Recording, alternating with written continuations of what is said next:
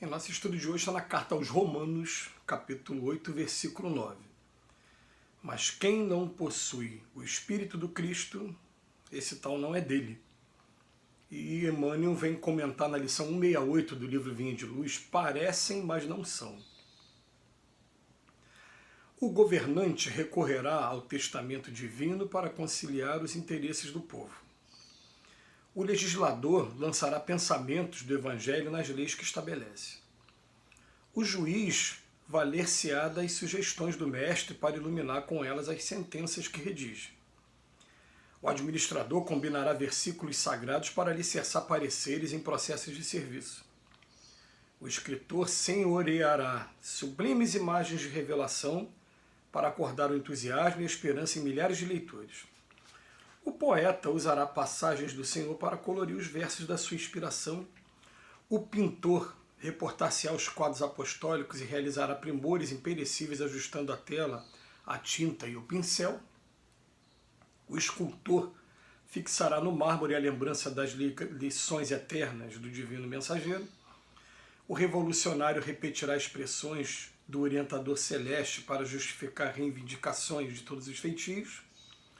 O próprio mendigo se pronunciará em nome do Salvador, rogando esmolas. Ninguém se iluda, porém, com as aparências exteriores. Se o governante, o legislador, o juiz, o administrador, o escritor, o poeta, o pintor, o escultor, o revolucionário e o mendigo não revelam na individualidade traços marcantes e vivos do mestre, demonstrando possuir o espírito, na verdade ainda não são dele.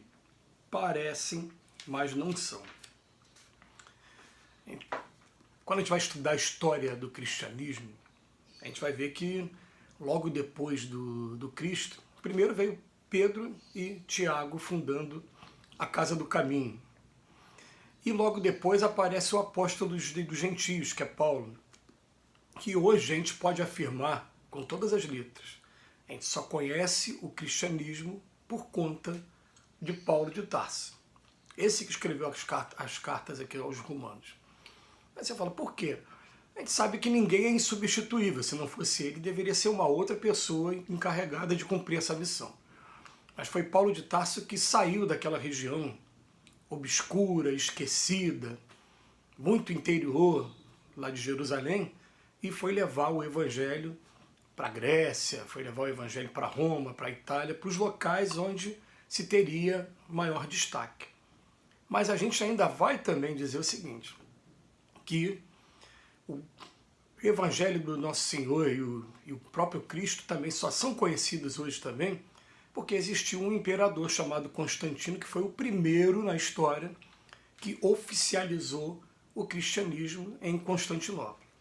Então foi o primeiro lugar em que o poder, a autoridade da época, tornou o Cristo público. Depois que a coisa vai chegando até os dias de hoje, em que, por exemplo, a gente vive aqui no Brasil e na virada do século XIX para o século XX, a religião oficial aqui do Brasil já era o catolicismo, e se ela é uma religião oficial e o catolicismo está baseado no estudo do Cristo, então o Cristo acaba sendo uma espécie também de imposição para muita gente. Então hoje é o seguinte, hoje a gente vai ver jogador de futebol que antes de começar o jogo se abraçam uns aos outros, fazem uma oração do Pai Nosso em voz alta e quando termina falam um palavrão e vão para o jogo.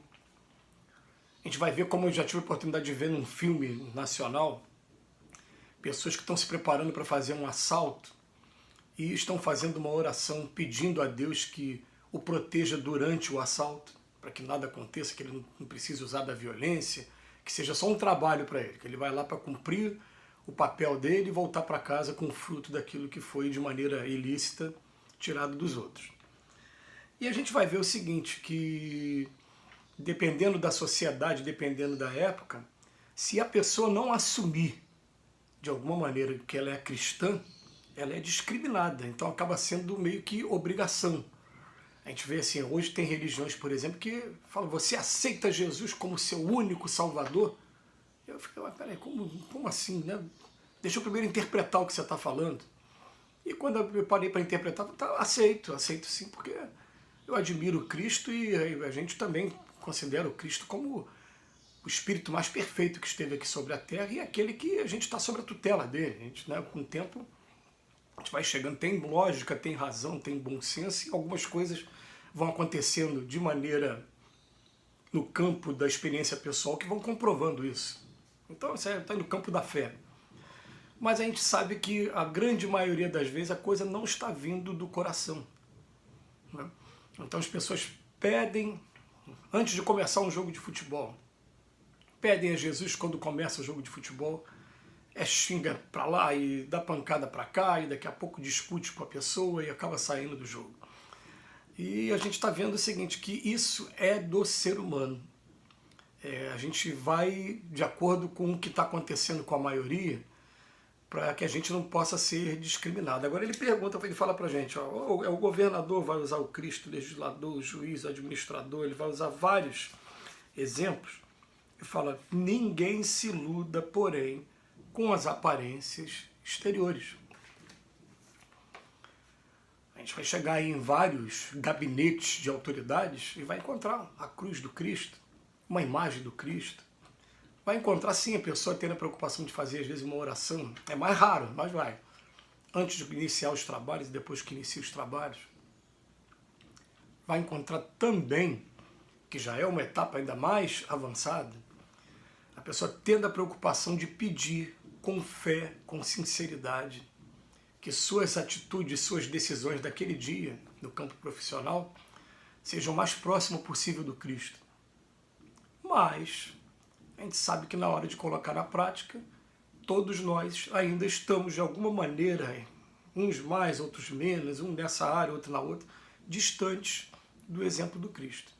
Então ele vem falar para a gente, ninguém se iluda, porém, com as aparências exteriores. Porque se nenhuma dessas personalidades aqui revelam na individualidade traços marcantes e vivos do Mestre, e a gente vai perguntar assim, o que seria um traço marcante e vivo do Mestre? Mais uma vez, eu vou pedir licença para estar colocando uma opinião, que é muito pessoal. O Mestre ele tem 4 aspectos para a gente abordar. Ele tinha a profissão dele, ele era carpinteiro, ele nunca deixou de ser carpinteiro, ele tinha uma profissão, ele estava colocando a sua energia à disposição da sociedade, estava sendo útil para a sociedade. Era carpinteiro, carpinteiro na época era igual o peão de obra hoje, trabalhava na construção civil. Ele tinha momentos de lazer, ele dizia que ele não veio para os que estão sãos e veio para os doentes, ele estava o tempo todo nas casas das pessoas, almoçando, jantando, conversando, confraternizando. Muitas vezes também na casa até da sogra de Pedro. Esses 2 são comuns para a gente, né? Mas tem 2 que a gente tem mais dificuldade. Um terceiro, ele tinha um momento todo dia em que ele se retirava para fazer suas orações. Fazer sintonia direta com o Pai. Fazer sintonia direta com outros Cristos como ele. E um quarto momento, que era o trabalho, a prática da caridade o tempo todo. Então, vamos lá, ele botou esses 4 aqui, né, que eu enumerei aqui agora. Mas quais seriam os traços marcantes? É não ter preguiça, é um trabalhador incansável, é o perdão incondicional, é entender a dificuldade do ser humano, é aprender a amar e respeitar todos os seres humanos. Enfim, se fosse resumir, amar a Deus acima de todas as coisas, amar o próximo como a si mesmo.